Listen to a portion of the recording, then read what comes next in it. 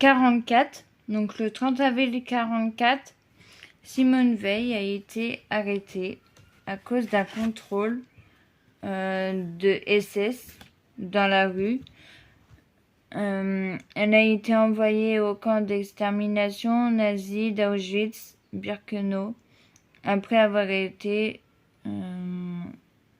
surveillée à la marche de la mort. Donc elle a survécu à la marche de la mort en janvier 45. Donc elle a vécu l'enfer.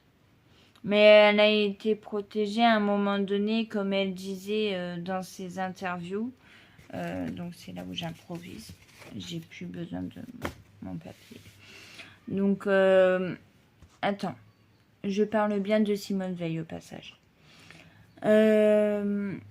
Donc, elle a été protégée par une Allemande, genre SS ou des trucs comme ça. Enfin bref, elle bossait avec les nazis.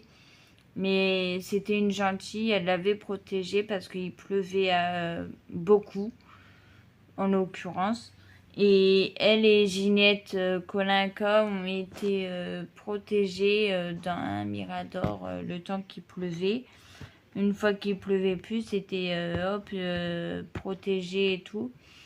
Elle avait été transférée, je sais plus où, dans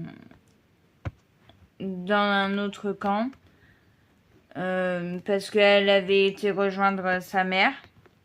Et du coup, elle l'a rejoint comme il fallait. Jusqu'à ce qu'il y a...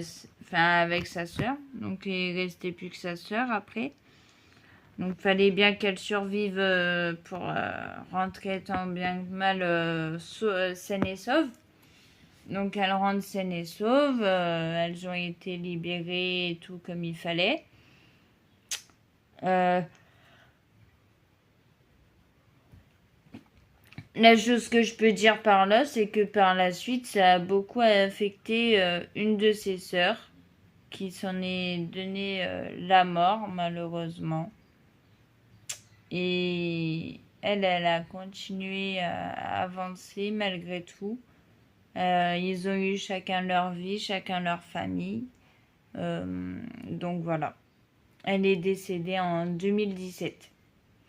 Quelle dame magnifique.